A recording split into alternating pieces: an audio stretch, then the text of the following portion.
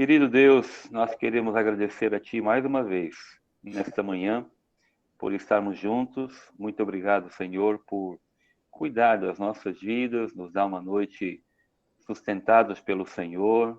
Muito obrigado por isso. Queremos Te agradecer sempre, Deus, pelo privilégio, pela oportunidade de abrirmos a palavra do Senhor, estudarmos a Tua palavra, que é vida para nós, que nos sustenta, que nos dirige.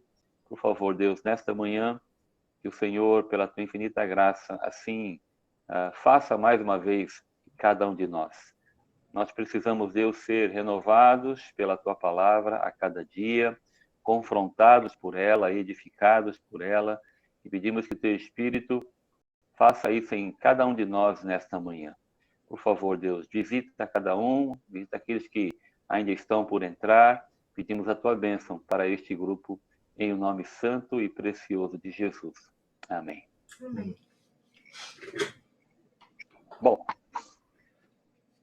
vamos lá para a nossa caminhada nas 9 semanas. Estamos na 7ª, hein? Faltam só mais 2. E aí nós fechamos Será que é assim? este tema. Semana 7. Eu queria destacar neste material que eu entreguei para vocês, que ele fala um pouquinho, né, da questão de finanças. Não sei se vocês olharam um pouquinho por isso, né? Ele fala da questão do dinheiro, né? Porque vai entrar na passagem lá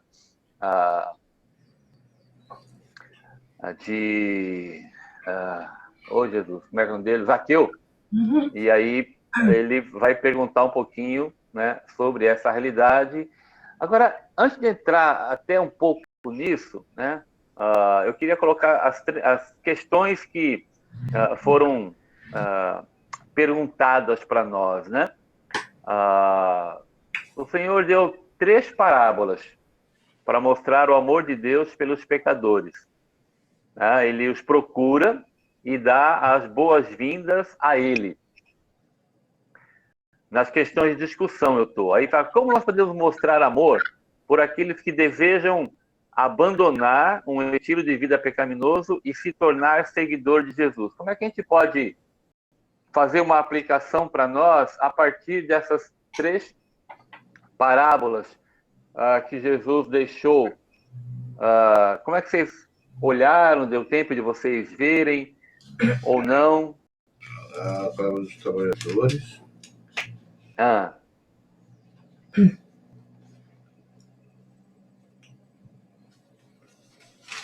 Em 3 parábolas diferentes, ele mostra como é que o Senhor busca os perdidos, né?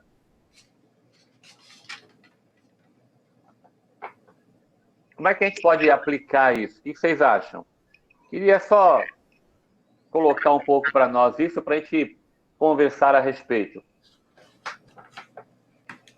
Qual é a ênfase que o Senhor Jesus fala nessas 3 parábolas que nos ensina sobre o evangelismo, sobre você ir em busca das pessoas? Como é que vocês acham? Como é que nós aplicaríamos? O que vocês acham? Pastor, eu penso que, primeiramente, nós temos que mostrar que todos nós somos pecadores e que carecemos, né, da graça e da misericórdia de Deus, né? Ok. E que todos têm essa oportunidade, né, do arrependimento, né? Sei lá, e anunciando a Cristo sempre, né? Anunciando o evangelho e sendo o exemplo também o caminhar junto, né? Essa parte do discipulado é uma forma de amor também. Falar, né, da salvação em Cristo, mostrar que o Senhor é misericordioso, levar a pessoa ao arrependimento, mas também caminhar junto, né? Legal. Eu gosto muito da ideia de que a parábola coloca para nós, né, essa questão que o Senhor, né, vai em busca, né? Então ele procura as pessoas, né, como vocês têm compartilhado aí do relacionamento, né? Então ele vai em busca, compartilha as boas novas, né? Para aqueles com quem nós nos relacionamos, aqueles que nós buscamos, né? E oferece, né, esta boa notícia, né, da salvação em Cristo Jesus, né? E esta oportunidade que a pessoa tem, né, de poder refletir, né, e tomar uma decisão ao lado de Cristo, né? Então, eu vejo nessas parábolas também essa busca de Jesus, né, como ele próprio fala, né? Eu não vim para os sãos, né? Eu vim para os doentes, né? Eu vim não para aqueles que se acham justos, né? Mas aqueles que precisam de justificação, né? Eu vim para os perdidos, né?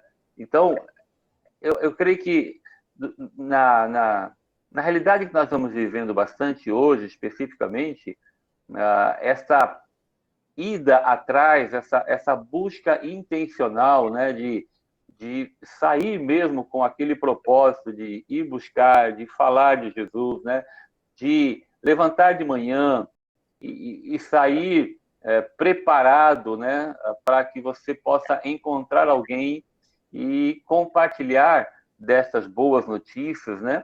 Então, a gente não vai, tipo assim, eu vou para a minha caminhada, para o meu dia, para a minha lida, para as minhas tarefas, né? Mas eu vou, de alguma maneira, em busca de alguém, em busca de uma pessoa que eu possa compartilhar desta procura de Deus, dessa busca do Senhor por aqueles que são perdidos, que são doentes, que carecem de uma justificação, né? Então, acho essas parábolas que o Senhor coloca é muito interessante, né? Dos trabalhadores também, própria realidade que o Marco colocou, né? Como que o Senhor vai recompensar, né, a todos aqueles que se achegam a Ele. Uma segunda pergunta que coloca aqui, né? Como é difícil ganhar o nosso pão de cada dia sem ter que lidar com dinheiro. Todos nós lidamos com dinheiro, né? Mas já que nós estamos falando de finanças, né, nas quintas-feiras, tem uma perguntinha aí, né? Como é que a gente pode ter certeza que estamos dando ao dinheiro o devido lugar dele nas nossas vidas? Como é que nós podemos ter certeza de que não vamos deixar o dinheiro se tornar o nosso mestre? O que vocês acham? Como é que a gente pode ter certeza de que estamos sendo um bom mordomo? Como é que a gente pode ter certeza de que o dinheiro não é aquele que manda na gente? Como é que vocês responderiam? Como é que eu posso ter certeza disso? Eu acho que a gente tem que olhar para a nossa vida financeira, como que está andando, pastor. Não é? Porque se Exatamente. eu passo a minha vida financeira, apesar de não ter muito dinheiro, não ter dinheiro, também estou tranquila, eu acho que é um sinal, né, de que tá tudo bem, né? É o fato também de ajudar, né, as pessoas. Isso você inclui, né? Você é uma pessoa desprendido, né? Sim. Essas coisas, né? Tu vê uma pessoa precisando, você vai lá e ajuda. E você é desprendido, né? Você não... Até faz até algum... Legal. Faz um sacrifício a mais, às vezes, né? De falar, sim. Acho que eu dei demais. Às vezes acontece, né? Falar, acho que eu dei demais, a pessoa não precisava tanto. Mas... Não é que tem... legal. São ideias, tá vendo? Como são coisas bem práticas, né? Então, às vezes como você fala assim, mesmo que você tenha demais, né? Mas mesmo que aquele demais não seja tanto, tem muitos que tem muito menos e nada, inclusive. Entendeu? Sim, é verdade. Tem. E, na verdade, se nós abrirmos um pouco os olhos, né, para fora de nós, mesmo na comunidade, vou até fechar assim, né? na comunidade nossa, a gente vai encontrar alguém, né, que tem uma necessidade que a gente pode suprir, né? É só mesmo a gente olhar para fora de nós, e aí envolve aquilo que vocês têm comentado, eu tenho batido muito nessa tecla, que é a questão dos relacionamentos. Quando eu me relaciono, né, eu encontro oportunidade de poder abençoar pessoas. Deixa eu usar um exemplo aqui, né? O Homero está aí, e eu vou contar o fato da Úrsula de novo, né? Ontem eu falei um pouco mais com a Cíntia, mas é interessante que ontem eu perguntei para Gil como que ela descobriu a necessidade. Tudo começou assim, né? A Úrsula teve que mudar porque ela não estava conseguindo pagar o aluguel, tudo. Procurou casa e foi encontrar uma casinha lá em Vicente Carvalho, muito simplesinha, segundo ela, né? Que caberia no orçamento dela, pelo que ela ganha lá da casa no Rio, né? E aqui o que ela pagava era 2 vezes mais, então estava muito apertado, né? Os irmãos têm ajudado, enfim. Mas ela queria um outro lugarzinho, né, para equilibrar um pouco o orçamento. E ela foi lá para uma casinha em Vicente Carvalho, bem simplesinha. E aí, o que aconteceu? Ela estava sem geladeira, né? Quer dizer, não tinha como usar a geladeira porque não tinha transformador, né? E aí, como é que a Gil ficou sabendo, né? A Gil, assim como eu, só que ela se abriu com a Gil, né? Ela perguntou porque é aquela coisa, ela fica um pouco envergonhada. Aí quando a Gil ligou para ela perguntando, e aí, irmã, como é que foi a mudança? Já conseguiu? Tá tudo bem aí? Aí ela falou assim, tudo bem, mudamos, tal. Mas perguntou assim, você não teria aí um transformador? Porque aqui é 220 e a minha geladeira é 110 e eu estou sem usar a geladeira. Aí a Gil pegou, né, ela e o Homero, pegaram o transformador da máquina de lavar deles e foi levar lá, né? E quando ela chegou lá, usando as palavras da Gil, ela não parou de chorar, porque a casa é lastimável. É de madeira, tudo cheio de cupim, pequena, não cabe quase nada, toda suja, num terreno praticamente baldio, né, porque está cheio de mato. É assim que eles estavam. E a Gil ficou chorando o tempo todo lá com ela. E aí a gente está vendo essa questão de poder ajudá-los. Ontem eu fui lá com o Homero, né, para ver em loco mesmo essa situação, e realmente é muito, muito feio, muito feio. Eu estou falando isso agora para a gente orar no final, porque eles vão agora à tarde ver uma casa lá em Morrinhos, que a gente conseguiu descobrir lá, né, através dos irmãos, e eles vão lá agora à tarde ver. É um valor bem menor, que a gente vai tentar completar, né, para eles morarem no lugar habitável, né? Lá onde eles estão não é habitável mesmo. Se vocês imaginem um lugar sujo, é esse lugar. Imagina um lugar caindo aos pedaços, madeira cheia de cupim, é este lugar. Tanto que a Gil chorou o tempo todo. Mas eu contei tudo isso aí só para dizer o início. Como é que a Gil descobriu? Ligando para ela. Ligando para perguntar, e aí, vocês conseguiram mudar? E essa ligação desencadeou uma ajuda no transformador e agora também a questão de tirá-los de lá, né? Porque não dá para deixar os irmãos morarem na situação que eles estão. Então, o que eu quero destacar para nós é aquilo que eu tenho falado de quarta-feira, no culto de oração, né? De nós separarmos um tempinho durante a semana para conversar com o irmão, com a irmã, como é que você está, ou se eu estou orando por ele ou por ela, eu poder perguntar, então, como é que a situação se encontra, o Senhor já respondeu, o Senhor não respondeu ainda, continua orando ou não? Então, esses relacionamentos são fundamentais, né? Nós somos relacionais, nós precisamos dedicar um tempo para isso, né? Então, acho que é uma questão pessoal, assim, nossa, de falar, olha, tal dia eu vou dedicar aí 1 hora do meu dia para ligar para um, para outro, para saber como é que está, aqueles com quem eu vejo na igreja, né? Então, essa questão é muito essencial. Por isso que eu quero dizer, ontem eu perguntei para a Gil, né? Porque a Miriam me falou assim, como é que a Gil ficou sabendo, né? Porque a mesma coisa que a Gil fez, eu também fiz, né? Eu liguei para ela e mandei mensagem e falei, então, já mudou? Como é que as coisas estão? E ela, para mim, falou assim, pastor, nós mudamos, tá? Tudo bem, só estou um pouco cansada, né? Porque sabe como é que é mudança, né? Mexe aqui, mexe ali e tal. Só falou isso para mim, né? Mas para a Gil, ela perguntou e pediu alguma coisa.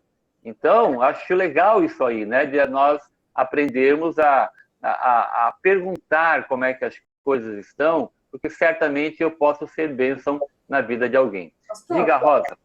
Então, o senhor falou da quarta-feira, né? Que o senhor falou e tal. E aí, no dia seguinte, eu liguei para a Úrsula. Eu liguei para ela. E aí nós conversamos bastante. E ela falou que já estava mais tranquila, né? Mas que ela tinha chorado muito. Podemos conversar um pouquinho a respeito da mudança e tal. E ela fica feliz.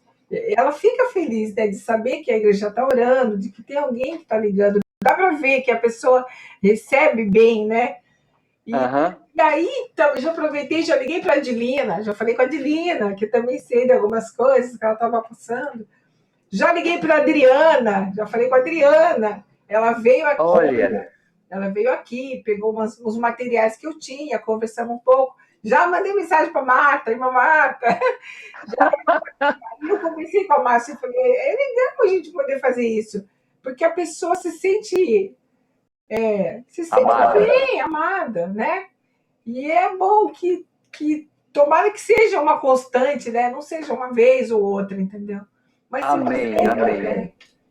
Legal, obrigada, Rosa. Obrigada, porque eu vou encorajar os irmãos, falar mais, usar a sua vida e de outros aí que eu sei como exemplo nisso. É muito importante, é fundamental para nós, porque a gente vai abrindo, então, esse leque de oportunidades, entende? Porque é através dessas questões, né, que a gente pode ser instrumento de bênção na vida dos outros, entendeu? Né? Então, acho legal isso aí. Se todos nós, né, uma boa parte, né, se envolver nessa realidade, nossa, imagine a bênção, né, dos irmãos poderem ser assistidos, né, em oração, e também alguma coisa que a gente possa ajudar, como foi o caso aí da Úrsula, né? Tirando o fato da casa, né? A necessidade assim premente que ela tinha naquele dia, né, era de um transformador. E o Homero e a Gil foi lá e resolveu. Foi lá, levou o dele, né? Agora os homens compraram um novo, né, para poder suprir aquilo que foi usado num momento pontual. Entendeu? Então, muito legal. Parabéns. Parabéns a Rosa e a outros que eu sei que tem feito isso e ajuda demais, né, na questão da igreja, no próprio ministério da igreja. Muito bem. E tem uma terceira perguntinha no material. Essa, não sei se vocês estudaram, né? Olha, por que Jesus amou... Oi, alguém? Não, essa da figueira, para mim, eu sempre tive problema com essa figueira. Por que Jesus amaldiçoou a figueira ao sair de Betânia? Qual o significado mais profundo deste ato? Alguém estudou aí? Não servia para nada. Não servia para nada, mas eu penso assim, que ela estava cheia de... Não era tempo do figo, né? Não era tempo e estava cheia de folha. Eu não entendo muito bem essa parábola. É uma metáfora, né? Que ela não servia para nada. Isso é o que eu penso. Mas está falando de quem? Servia. Do povo? Israel? Não era um fruto, não tinha fruto nenhum, né? Exatamente. Não tem fruto. Estão falando, acho que estão falando do povo mesmo, né? E assim como o povo, quando Jesus, né, entrou e saiu lá da cidade. O povo estava, né, eufórico, tudo, mas logo em seguida é o mesmo povo que pediu para que ele fosse morto, para crucificá-lo, né? Então é assim, a euforia é a figueira cheia de folhas, né? Mas sem imaturos. É enganosa, sem fruto. É uma aparência enganosa, né? Toda bonita, é o Senhor, é Jesus, né? Louvando, né? Engrandecendo, e logo em seguida o povo já fala que não era Então, estava matando. pensa bem, Jesus chega assim, e olha e vê, né? Ele vê aquela árvore bonita, aí ele fala, caramba, deve ter um fruto lá. Chega lá, começa a pegar as folhas, um monte de folha, nenhum fruto. Né? Ele está falando dele mesmo com o rei Israel, né? Ele está falando dele mesmo com Israel. Ele faz uma comparação à figueira ali como o povo de Israel, né? E era bonito, povo que não bonito, frutifica. mas não tinha fruto nenhum. Exatamente. Pastor. Essa é a grande lição, a falta de fruto daqueles, né, que se dizem povo. Ô, pastor, por que fala essa palavrinha assim? Porque não era tempo de figo. Por que fala isso? Porque na parábola não fala que não era tempo de figo. Por que não fala isso? Deixa eu pegar aqui. Não tinha fruto porque não era tempo de figo. Por que fala isso? Mas é uma parábola, né? Então ele estava querendo dizer... Deixa eu pegar aqui a Bíblia, só um minutinho.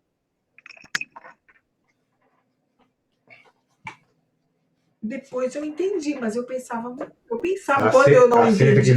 Não, quando eu não entendi, aí eu falava, mas por que Jesus quis fruto do homem se não era tempo? Não tem nada a ver. Quando eu não entendia essa parábola, eu pensava assim, entendeu? Não penso mais. Mas tem gente que pode pensar. Tem muita gente que questiona as coisas, né? Questiona porque...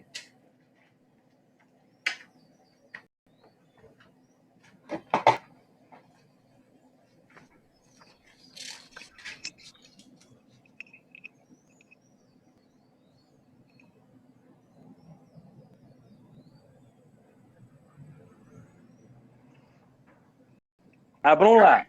Vocês estão com a Bíblia aberta aí?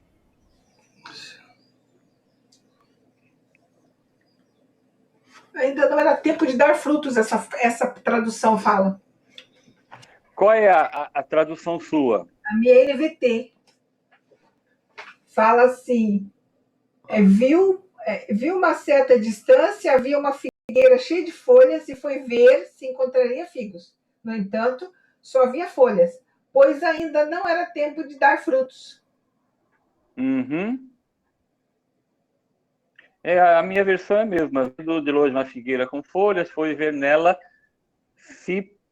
se nela, porventura, acharia alguma coisa. Aproximando-se, nada achou senão folhas, porque não era tempo de figos. Então lhe disse Jesus, nunca, jamais coma alguém fruto de ti. E seus discípulos ouviram isto. Se a gente olhar para o versículo 20... Mas aqui, ó. Mas aqui está pedido Marcos, 11 e 14. Não, tem passagens. Tem Mateus também, mas não diz no Mateus. Não. A de Mateus, qual é o texto de Mateus no teu aí? 21, 18, né? Mateus 21, 18. Mateus 21, 18.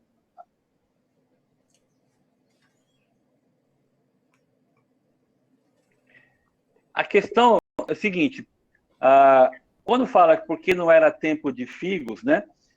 Diz a própria cultura do lugar de que quando as folhas aparecem, né, os frutos aparecem juntamente.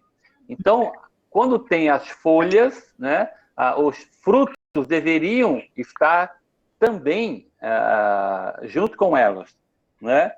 Elas aparecem ao mesmo tempo, folhas e frutos. Você falou, uma aparência. É uma aparência, exatamente, né? Quando fala não era tempo de figos, né? Então, se tem folhas, deveria ter figos também. Entende? Então, a parábola que o Senhor coloca para mostrar de que o povo de Israel, né, não estava demonstrando, né, toda a realidade de fé que eles professavam, né, ou diziam ter, né? Não tinha mesmo. Porque se você olhar para frente, no versículo 20 lá de Marcos, eu não sei se Mateus é a mesma coisa, é a mesma ideia, né? Quando o finalzinho de Mateus, ele vai dizer também, né? Se tiverdes fé e não duvidardes, não somente fareis o que foi feito à figueira, mas até mesmo este monte de disserdes, ergue-te e lança no mar, tal sucederá. E tudo quando perdides em oração, crendo, recebereis. Então ele seca imediatamente a figueira e os discípulos falam, puxa, como é que secou depressa, né? E o Senhor liga isso com fé e oração. Ele fala, olha, se tiverdes fé e não duvidardes, o que foi feito à figueira faria a um monte. Então, é interessante como ele faz uma ligação entre o que aconteceu com a figueira com a nossa oração e com a nossa fé. Né? É uma lição também essa, né, pastor? A fé é uma lição. Sim, sim. Ele faz essa ligação.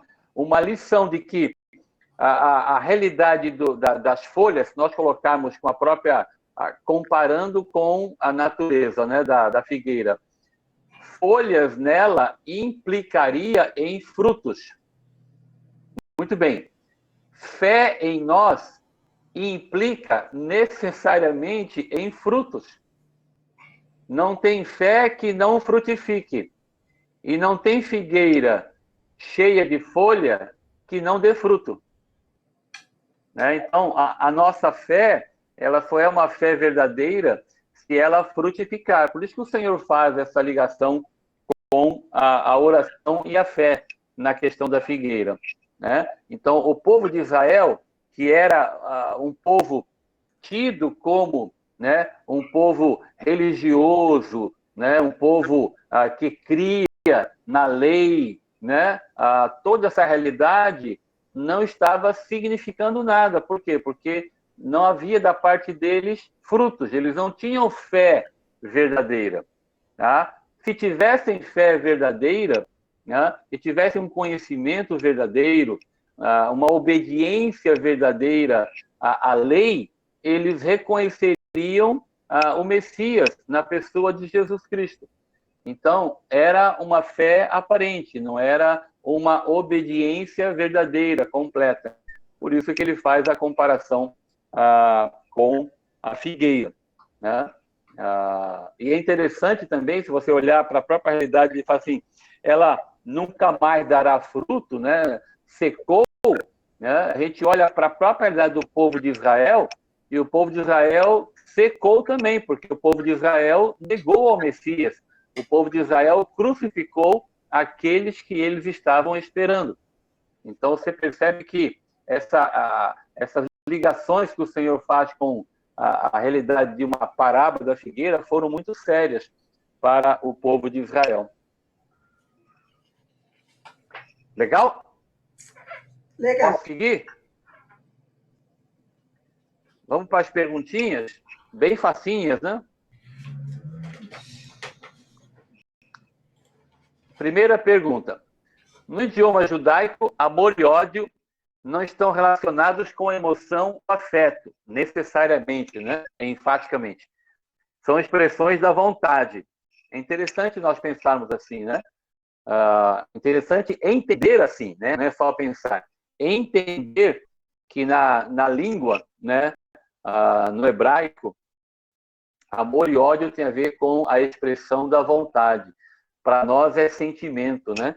Mas para o idioma que Deus escolheu, né, é uma expressão da vontade. Então, amar algo significa escolher amar.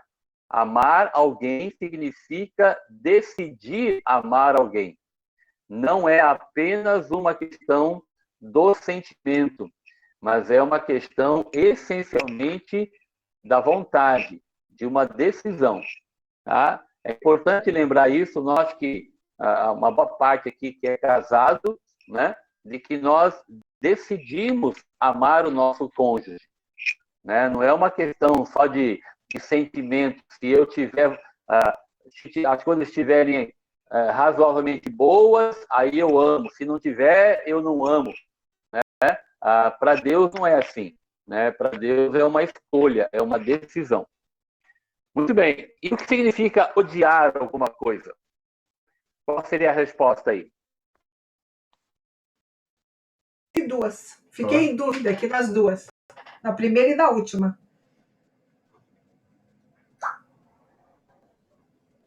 Renunciar. Ok. Ou parar. É parar de sentir simpatia, é isso? Seria parar, parar ou para não sentir. Eu esqueci de colocar o advérbio. É parar, né?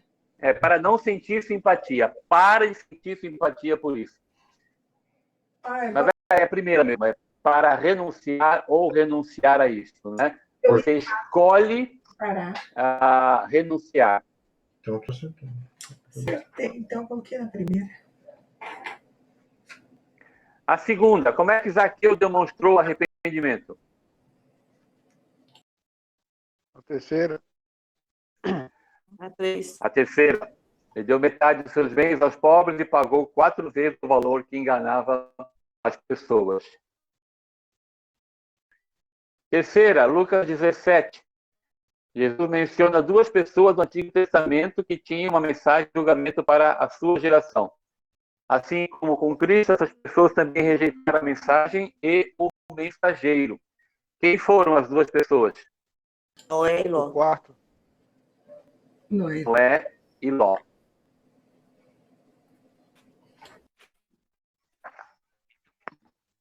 Pergunta 4. No dia de Jesus, os reis andavam a cavalo. Que animal os servos montaram? Foi elefante? Foi, não, né? Jumento, asno. E a última é a segunda. É o jumentinho. Eu coloquei asno, né? Porque às vezes tem uma tradução que coloca essa palavra, não jumentinho. Em Daniel 9, Deus revelou que o programa profético de Israel duraria 490 anos. O Messias viria no final de 483, faltando a última semana, 7 anos. Que evento na vida de Cristo ocorreu no 483? Não sei como é que fala isso aí. É o terceiro. Qual foi o evento? Batismo. O terceiro. Esse eu tentei, mas não fiz. Batismo, não foi? Não. Não foi batismo? Terceira, pastor. Não. Tá triunfal. Isso, vocês não leram o enunciado. Se vocês forem na primeira folha, aí em cima, qual é a primeira frase? É a primeira. A primeira frase não. Qual é? Nesta semana aprenderemos Sobre A entrada triunfal. eu li. Exatamente. E passou batido. Como a gente é, né?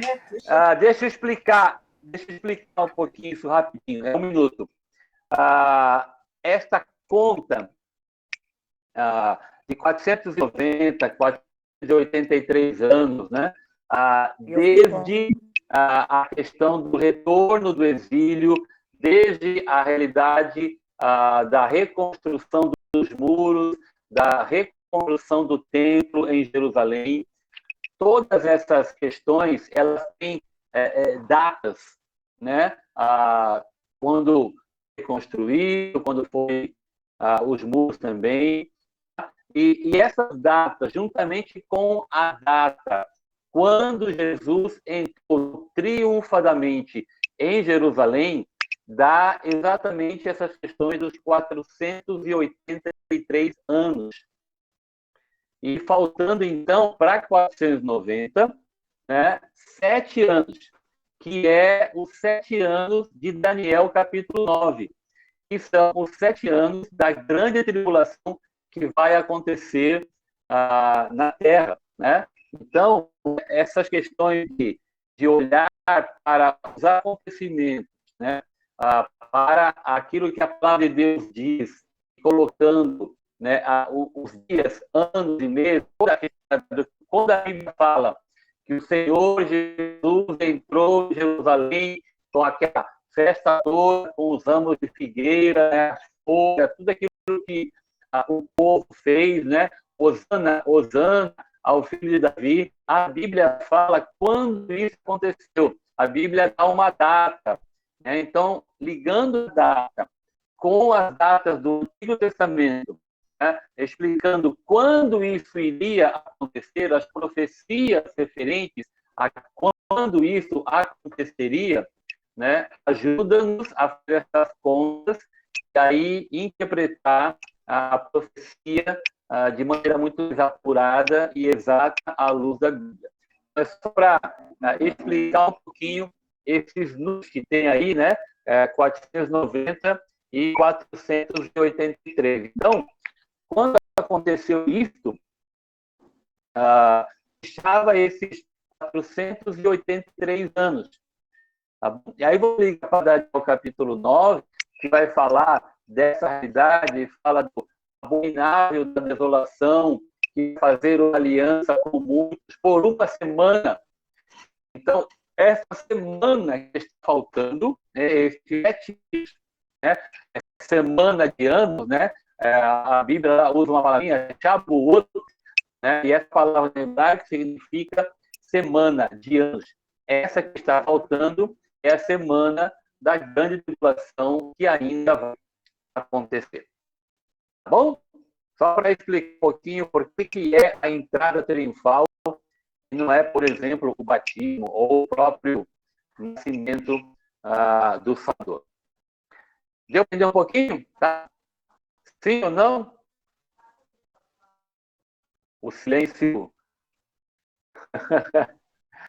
Bom, faltam 2 semanas para iniciar este curso, né? Vocês estão fazendo um curso à distância dos Estados Unidos, né?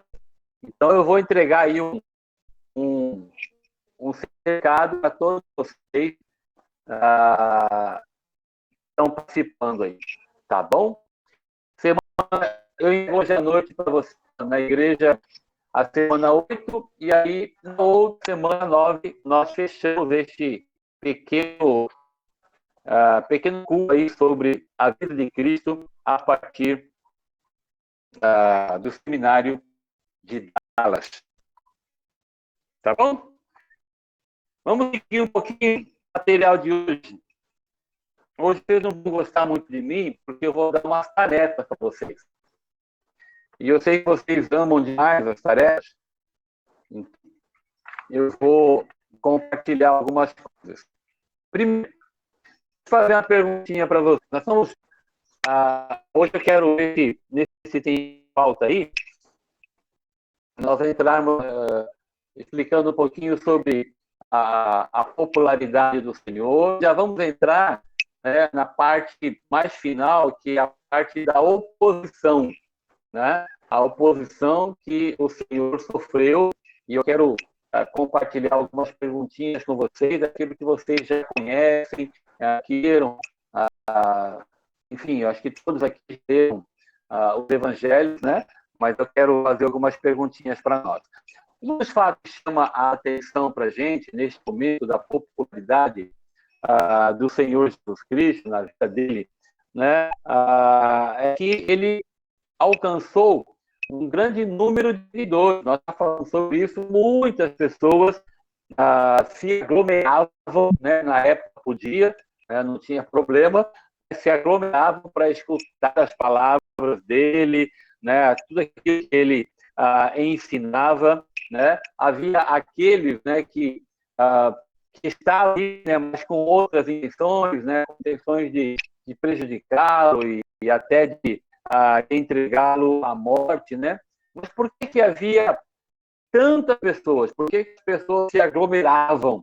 Por que havia multidões e multidões e o Senhor alcançou um grande número de seguidores? Por que vocês acham que tinha tantas pessoas seguindo Jesus? O que vocês acham?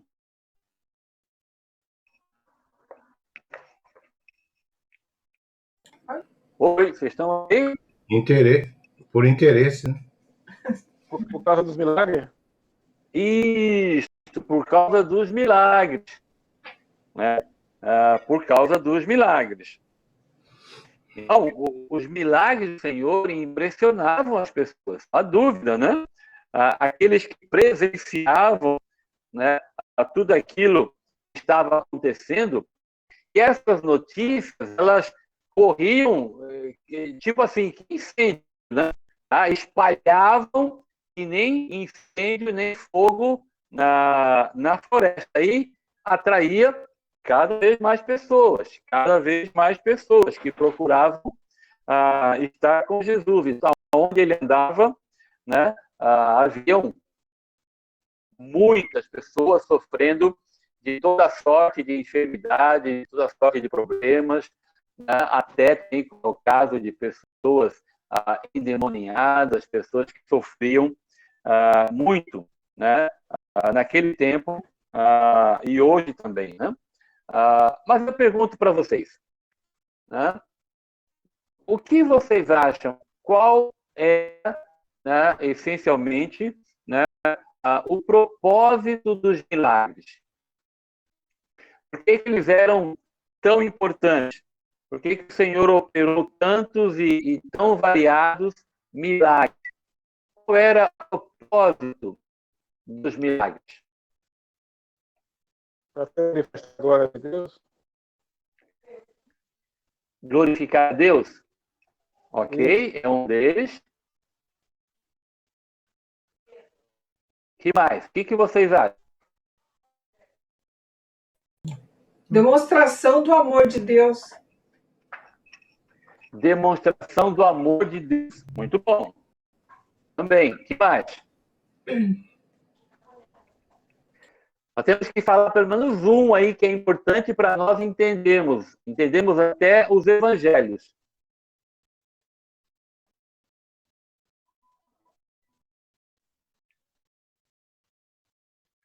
Pensa aí, antes que eu responda.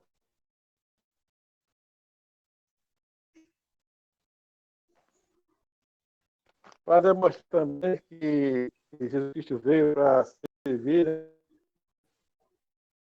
Ok, que ele veio a servir. Mas falta alguma coisinha nessa tua resposta, Homero. Pensa aí.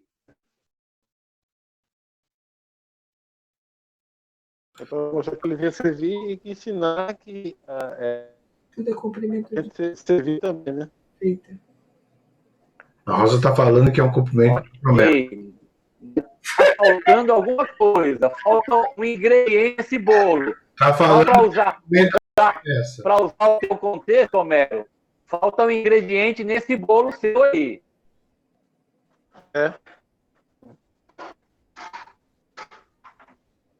Fale, Rosa, você ia falar, eu cortei você? Ela está falando que é o cumprimento da promessa. Promessa. Tem a ver, mas eu quero ouvir de vocês uma frase. Pensa um pouquinho na pessoa de Jesus, propósito. Eu quero forçar vocês a pensar. Eu poderia responder aqui, eu quero forçar vocês a pensar um pouquinho. Márcia, repita, por favor. Para ser conhecido pelo povo. Demonstração. Ser conhecido. Ainda falta alguma coisa nesse bolo. Demonstração do poder de Deus também. Sim, mas ainda falta. Demonstrando o poder para servir, né? Demonstrar o amor.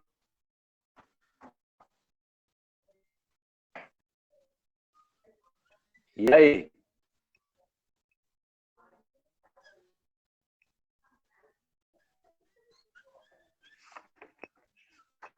Nada? Essa parte que tem que responder, vai ser você vai responder. Não entendi, Homero, repete. Essa frase aí você vai responder para nós. Vou responder. Opa, oi. Quem está falando? Perdão, eu não entendi quem é que está falando e não ouvi a voz direito. Foi o Pedro que falou, Pedro. Ah, é o Pedrinho. Pedro? Ah, tá. Olha, quando fala, é uma revelação. Hein?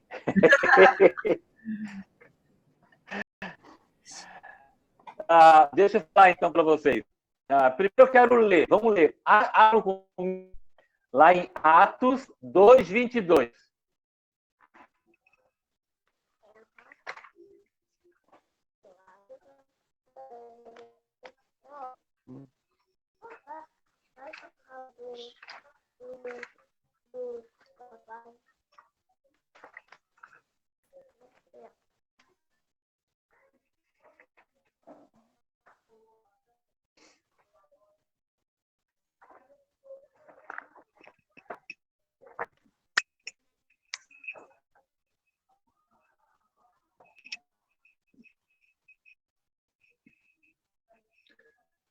Alguém pode ler Atos 2:22?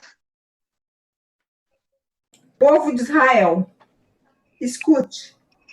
Deus aprovou publicamente Jesus, o Nazareno, ao realizar milagres, maravilhas e sinais por meio dele, como vocês bem sabem. Ok. Consegue pensar algum propósito aí?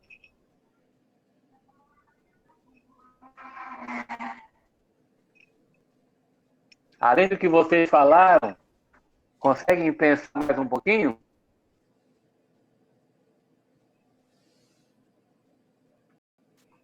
A autoridade. A autoridade dele também a ver, né? Da parte de quem ele fazia o que fazia, na autoridade de quem. Mas Jesus dirige, né? Pedro dirige essa palavra a respeito de Jesus, falando aos varões, mostrando que havia um propósito essencial, primário, além de tudo aquilo que vocês falaram, né? Seria a Para aprovação o povo de Israel. Para mostrar para o povo. Seria a aprovação do povo de Israel. Mostrar o quê? Mostrar o quê? Jesus veio para salvar? Também, mas para mostrar ao povo de Israel que... Pontinho. Jesus era o... Que era o Messias prometido? Oh, aleluia! Glória a Deus! Aleluia! Cantem uma música comigo! Legal!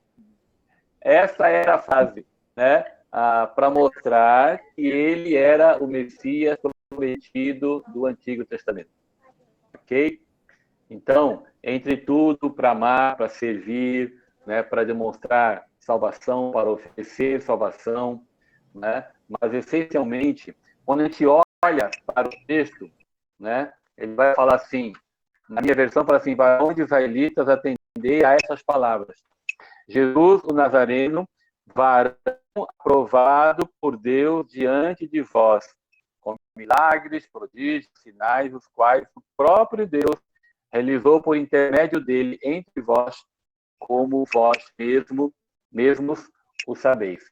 Então, a vida de Jesus não era uma vida comum, a gente sabe disso, né?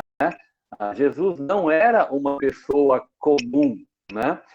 Tudo que ele faz, tudo que ele fazia, tinha um propósito. Então, essa primeira parte aí do que nós lemos, né? Mostra essa realidade de que ele está entre tantas coisas que vocês compartilharam, né? A anunciar de que Jesus Cristo, este varão aprovado por Deus, né, ele era o Messias prometido do Antigo Testamento, ele era o Filho de Deus, ele e o Pai eram um, né, como o próprio Jesus nos ensina. Então, este é o propósito primário. O propósito secundário, ou propósitos secundários, vocês compartilharam aí, né? Mostrar o amor, né? Testificar da sua obra. Tá? Então, eu quero ler alguns versículos com vocês, e aí, só para vocês entenderem, depois eu vou entregar esse material impresso, aí vocês vão guardar com vocês, né? Então, primeiro, abram comigo lá em Marcos, capítulo 3.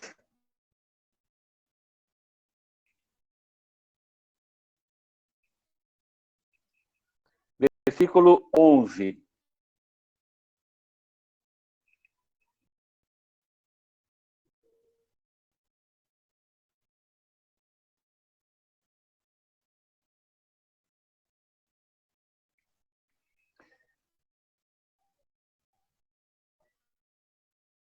Olha a realidade aqui. Também os espíritos imundos, quando o viam, prostravam-se diante dele e exclamavam o quê? Tu és o Filho de Deus.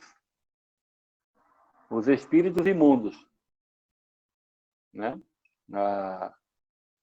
Então, é apenas uma passagem, existem outras, depois eu vou mostrar para vocês, né, para mostrar essa identidade divina, né, a questão messiânica da pessoa do nosso Salvador. Né? Então, este é o propósito primário. Então, testificar, testemunhar de que ele era o Messias prometido. Né? A própria realidade de autenticar a autoridade messiânica dele. Nós, a semana passada, estudamos o texto de Marcos, capítulo 2, aqueles 4 homens que descem o paralítico até onde Jesus estava. Lembram da passagem que nós estudamos semana passada, ou retrasada, não lembro direito. Mas nessa passagem foi escrito, deixando para nós, né, para mostrar a autoridade messiânica de Jesus Cristo, porque lá ele fala de que ele tinha a autoridade, né, para perdoar pecados, né, não apenas para curar as pessoas, mas também para perdoar pecados. Por isso que dizem para ele, só quem pode perdoar pecados é Deus, né? Então ele manifesta a autoridade de que ele era o Messias prometido, porque ele era e é Deus. Tá? Então, para manifestar a sua própria identidade, né, ele é Deus. Para manifestar a sua autoridade messiânica, ele era o Messias prometido.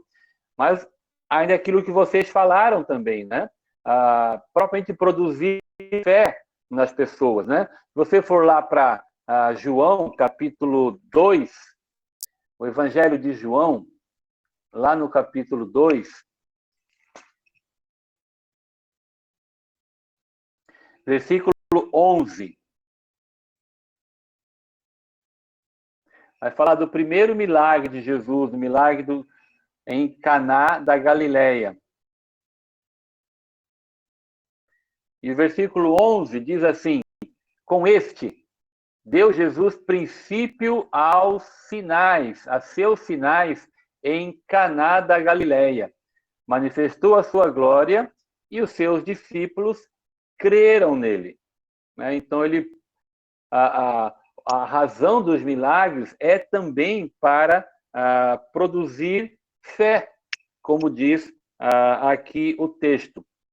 E um quarto propósito, dentro do que vocês falaram, né, é para manifestar compaixão também, né? O texto, vários textos vão mostrar para nós que o Senhor ia passando, ia ensinando, proclamando o reino e curando toda sorte de enfermidades, pela compaixão dele, pelo amor dele para com as pessoas, né? Um texto que fala sobre isso, lá em Marcos, capítulo 5,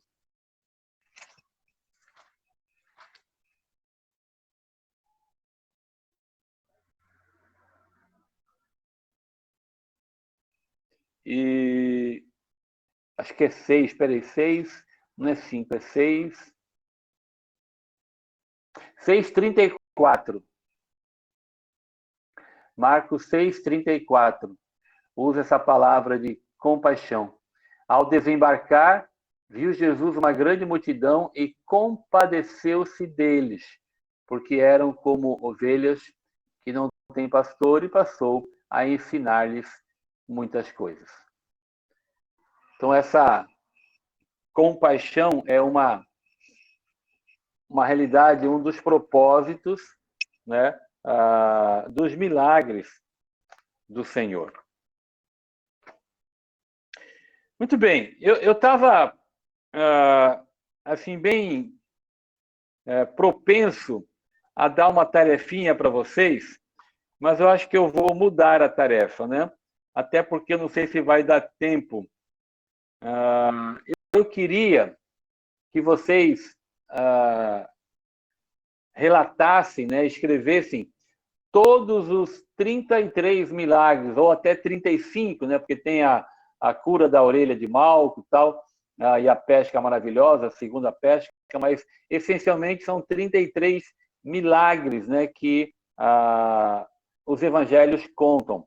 Então, eu vou trocar a tarefa, eu vou dar uma outra tarefa para vocês, para que isso aí eu vou entregar pronto, né? Vou entregar pronto os 33. Ou vocês preferem, não sei se eu pergunto, o que vocês preferem fazer? Ó, eu vou deixar vocês escolherem. Vocês preferem escrever, né, descobrir aí nos evangelhos os 33 milagres de Jesus, ou vocês preferem descobrir, né, as características dos apóstolos? Eu prefiro os milagres. Os milagres. Acho que eu respondi. Para Marquinhos. Os milagres, né? Os milagres. Os milagres? Eu prefiro os milagres também. 2-0. Tá bom. Então, é uma tarefinha que eu acho que para uma semana só não dá. Vou deixar para 2 semanas, tá bom? Então, nas próximas 2 semanas, então de hoje a 15 dias, vocês vão entregar para nós a relação dos 33 milagres do Senhor nos evangelhos, tá? Talvez vocês achem, como eu falei, 35, porque é considerado um milagre também quando o Senhor restitui a orelha de Malco. Lembra lá? Que Pedro corta e ele restitui. E também a passagem que fala da segunda pesca maravilhosa. Enfim, então, mas essencialmente são 33. Da folhinha que eu vou entregar para vocês, tem 33.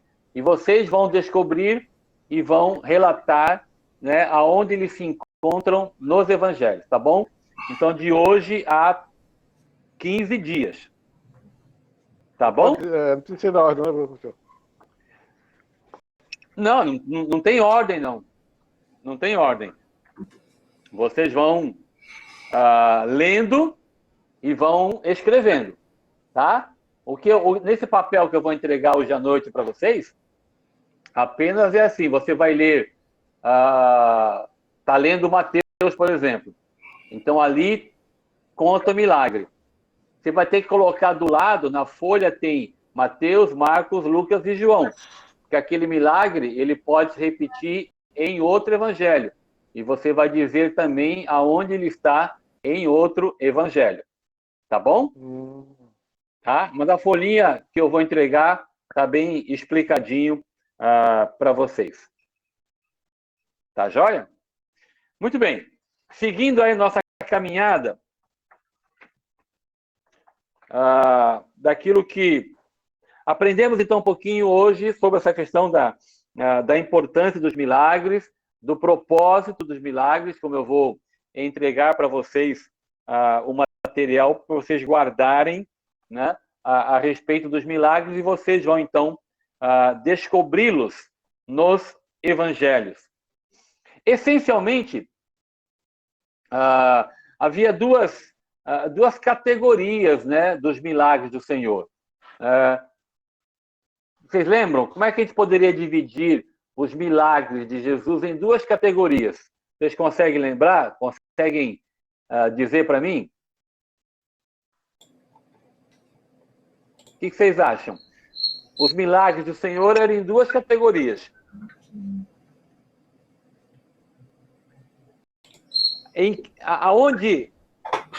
Aonde que os milagres eram manifestos?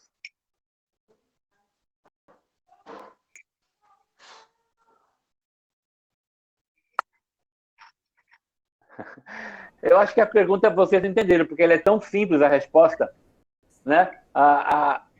Quem que recebia os milagres de Jesus? O povo. Paralíticos. Isso, as pessoas. O povo. As pessoas. Tá? E a outra categoria? Um era o povo, e o outro? Pensa aí. Os discípulos, seguidores. Não, isso é povo. Não, isso é povo. Isso é pessoas. Hum. Pessoas e aonde que o Senhor exercia os sinais e maravilhas dele também? Natureza. Pensa aí, tic-teco. Alguém falou? Natureza? Não. Isso, muito bem. Agora é a vez da Rosa. Aleluia, aleluia. Acertou. Muito bem. Acertou. Né? Então, ó, pessoas e natureza, né? Mostrando essa própria realidade do Senhor, né? O controle dele sobre a própria criação. Então, ele criou a natureza, ele criou as pessoas, então ele tem todo o poder sobre a sua própria criação, né? Então, ele alterava a história, né? Ele transformava, né, a história das pessoas que ele criou, e ele também alterava, transformava, aquietava a natureza que ele criou. Né? Então, é interessante pensar dessa maneira, né? Porque o Senhor não fazia milagres apenas nas pessoas, né? Apenas no ser humano, mas também na natureza que ele criou. Tá? A gente poderia até entrar numa outra questão, né? Mas não é tanto assim, mas é a própria intervenção do Senhor, né, na libertação de endemoniados, de curas que ele fazia por conta de possessão demoníaca, né, mostrando também a autoridade do Senhor e o poder do Senhor, né, sobre, né, a Satanás e os demônios. Né? Não são pessoas, né, ser humano, né, mas é criação dele também. Então, em todos os aspectos, o Senhor tem autoridade e ele exerceu e exerce até hoje. Então, até hoje, né, nós cremos na intervenção do Senhor nas pessoas, na natureza e também na libertação de pessoas quando essas se encontram endemoniadas, né? Então, em todos os aspectos, em todas as esferas, né, o Senhor tem poder e atua e intervém, tá? É importante para nós nos lembrarmos sempre disso, porque nós mesmos oramos, né? A gente ora pedindo que o Senhor trabalhe na natureza, quando a gente pede para não chover, ou pede para chover, ou coisa do gênero, né? Ou pede proteção do Senhor, né?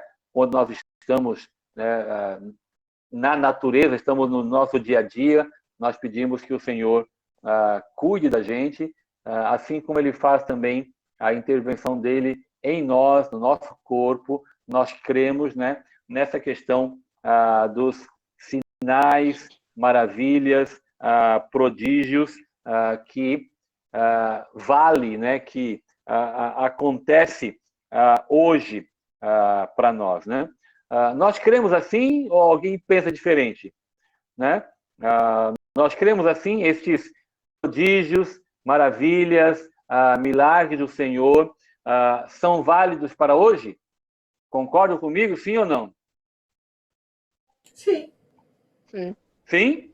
Sim. Sim. Ok. Tá. Muito legal. Tá? Nós cremos desta maneira. Tá?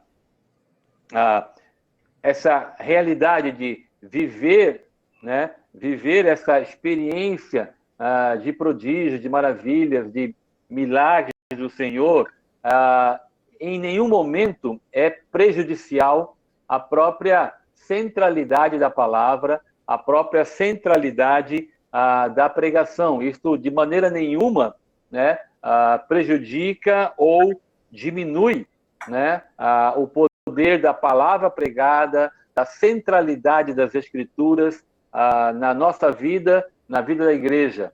Né? Mas os sinais, os prodígios e maravilhas, os milagres do Senhor, cremos, são válidos para hoje, e o Senhor pode fazer uso dessa realidade, né, para salvar pecadores, para salvar os perdidos, né? Então, nós cremos nessa realidade, né? Nós esperarmos muitas vezes, né, e buscarmos que o Senhor, pela misericórdia dele, possa agir, né, nessa realidade nas nossas vidas. De maneira nenhuma existe uma perda de confiança na cruz do Calvário, na suficiência do sacrifício do Senhor, né? De maneira nenhuma. Porque a Bíblia diz que a palavra da cruz é o poder de Deus. Né? Eu estou falando isso porque vocês que estão lendo os evangelhos, né? Há passagens que vai dizer assim que na época lá de Mateus, né? Mateus capítulo 12, especialmente, vai falar que uma geração adúltera, né? Má e adúltera, pedia um sinal. Lembra da passagem lá de Mateus capítulo 12, quando o Senhor fala que não teria sinal nenhum a não ser o sinal de Jonas, né? Então, parece que às vezes quando nós desejamos algumas maravilhas, alguns milagres, parece que nós poderíamos ser chamados de uma geração má, né, de não crer, né, na própria Escritura, no poder da cruz do Calvário. Eu creio que não, né? Eu penso diferente, acho que não é assim, não. Né? Eu creio na validade de toda essa realidade do Senhor nos dias de hoje, e a própria realidade quando olhamos para as Escrituras, no livro de Atos. Eu quero ler com vocês Atos capítulo 4. Abram comigo lá em Atos capítulo 4.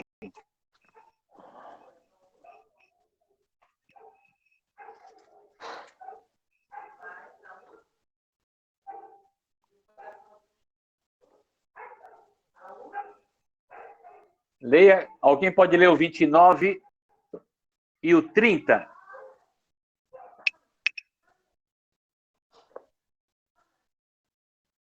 Agora, Senhor, considera as ameaças deles e capacita os teus servos para anunciarem a tua palavra corajosamente. Estende a tua mão para curar e realizar sinais e maravilhas por meio do nome do teu santo servo Jesus. Obrigado, Cíntia. Então, eu olho, por exemplo, para esse texto, né, e eu vejo aqui homens e mulheres orando, né, para que maravilhas, prodígios, milagres do Senhor aconteçam em nome de Jesus. Né? É interessante que ele fala, concede para este povo intrepidez, né? Concede para este povo coragem, né? Para anunciar a palavra, enquanto o Senhor estende a mão para fazer curas, sinais e prodígios por intermédio do nome do teu santo servo Jesus, né? Então, enquanto o que eles pediam, ousadia, intrepidez, né, coragem para anunciar, para pregar a palavra, para falar de Jesus o tempo todo, em todo lugar, aonde eles estivessem. E eles pediram, enquanto isso, né, o Senhor age, o Senhor faz o que só o Senhor pode fazer também, né? Curando, agindo com maravilhas, né? No nome do Senhor. Então, eram homens e mulheres, né, que pediam isso ao Senhor, e Lucas, aqui, o autor de Atos, né, ele não retrata, né, como não era uma geração má, né? Na verdade, eram testemunhas do Evangelho, né? Então, o Senhor pode usar, né, essas realidades, né, como algo valioso para ganhar pessoas para Jesus Cristo, né? O Senhor pode fazer isso, né, de acordo com a vontade dele, né? Ele é soberano, ele é santo, ele é o Senhor, e ele pode fazer de uma maneira ou de outra. Se ele quiser, ele faz. Se ele não quiser, ele pode ganhá-lo, né, apenas pela ação do Espírito, desvendando, né, a cegueira espiritual das pessoas. Mas, em alguns momentos, em algumas situações, o Senhor pode também fazer isso, né, usando as pessoas, atraindo, melhor dizendo, atraindo as pessoas para si mesmo. Se nós olharmos no livro de Atos, né, a gente vai perceber pelo menos, né, 17 ocasiões onde os milagres do Senhor, as maravilhas do Senhor, levaram pessoas a conversões, né, no livro de Atos, né? Então, a história da igreja mostra isso, né? E eu creio que o Senhor hoje, se Ele quiser, né, Ele pode fazê-lo, né? Quando e como Ele assim achar melhor, tá? Então, na época dos evangelhos, né, os milagres, os sinais, as maravilhas, né, eram para autenticar a messianidade do Senhor, a sua autoridade divina, para produzir fé, para mostrar a compaixão, o amor do Senhor, para anunciar a salvação, para anunciar a realidade de amor e serviço, como o Homero compartilhou e tudo que vocês falaram, né? E a gente vai acompanhando a história da revelação, né? Na história da igreja, especialmente, que o Senhor, pela graça dele, pelo propósito dele, fez uso dessas intervenções dele para alcançar pessoas, né? E hoje creio que é plenamente válido o Senhor agir assim, se ele quiser, assim como ele quis lá, né? Ele pode fazê-lo hoje também, tá? Então, é só para fechar um pouquinho essa questão dos sinais, maravilhas do Senhor. Na época que o Senhor coloca lá, porque ele fala, né, de que o povo pedia sinal, é porque aquele povo, né, o povo judeu especialmente, ele pedia um sinal não porque ele cria, né? Ele pedia um sinal para crer. Então, a verdade é o seguinte, sempre que eu peço alguma coisa, né, para que eu creia, isto, na verdade, é um sinal de incredulidade. Eu não posso pedir algo para crer, porque aí não existe fé. Eu creio pela fé. Tá? O que acontece é que o Senhor, soberanamente, ele intervia na vida de pessoas para que estes, né, movidos pela compaixão do Senhor, estes pudessem crer no poder, na autoridade do nosso Salvador. E isto ele, creio que continua fazendo da maneira que ele quer e quando ele quiser. Por isso que a gente olha para essas passagens, especialmente de Atos, todo mundo fala assim, mas Atos não é um livro normativo, não é uma norma para nós, né? É muito cuidado com essa frase, né? Norma é a palavra do Senhor, né, interpretada corretamente para a nossa vida. Tá bom? Então, é um pouco disso que eu queria compartilhar com vocês. Então, deixa eu fechar aqui, só para explicar um pouquinho. Hoje à noite eu vou entregar para vocês esse material que nós falamos hoje, tá bom? Vou entregar esta folhinha para vocês relatarem os milagres do Senhor, tá? E vou deixar aí para frente, então, outros duas tarefinhas para nós fecharmos as próximas 2 semanas, tá? Semana que vem, se Deus permitir, a gente entra no final, que é a parte da oposição do Senhor, e a gente vai fechar, então, a última semana de Jesus, né? Aquela última semana que acontecem todos aqueles eventos, né? A prisão, a crucificação e depois a ressurreição do Senhor. E aí eu quero dedicar um tempinho bem legal nesta última semana para a gente olhar nas passagens bíblicas e aí ter na mente essa questão sequencial, né? Como que aconteceu esta última semana? Quais foram os eventos que aconteceram nesta última semana, no sábado, na sexta-feira, quinta-feira? Isso é importante para nós termos bem guardado na mente e termos, claro, as passagens correspondentes. Tá bom, queridos?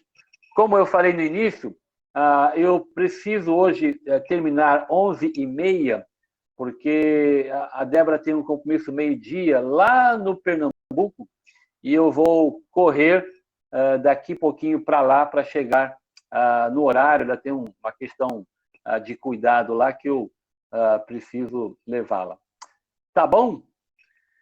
Então, queridos, hoje à noite eu entrego esse material e daqui a 15 dias fica a tarefa para vocês entregarem a relação dos 33 ou 35 milagres do Senhor nos evangelhos. Tá bom? Vou dar 15 dias para vocês, tá bom? Semana que vem, então, não tem tarefa, a gente vai compartilhar, então, a questão da oposição e lá na frente entrar na última semana. Tá joia? Tranquilo? Cíntia, você pode orar por nós encerrando, por favor? Oremos. Senhor meu Deus, Pai querido, nós te agradecemos, Senhor, pelo privilégio que temos de estudar a Tua palavra. Obrigado, Senhor, pela vida do pastor, que tem nos ensinado, tem nos orientado. E que nós, ó Pai, como servos Teus, possamos aprender dia após dia Tua santa palavra, guardá-las em nossa mente, coração e também praticá-las, ó Pai querido. Pai, fica agora conosco no decorrer desse dia, que possamos nos preparar para logo mais estarmos, Senhor, na Tua santa casa, ó Pai, na igreja, no templo, para prestar culto ao Teu santo nome. Guarda o pastor nessa ida, Senhor, até a Paella do Pernambuco, levando e trazendo o Teu servo em segurança. Amém. Nós te pedimos o nome santo e precioso do Senhor Jesus. Amém. Amém.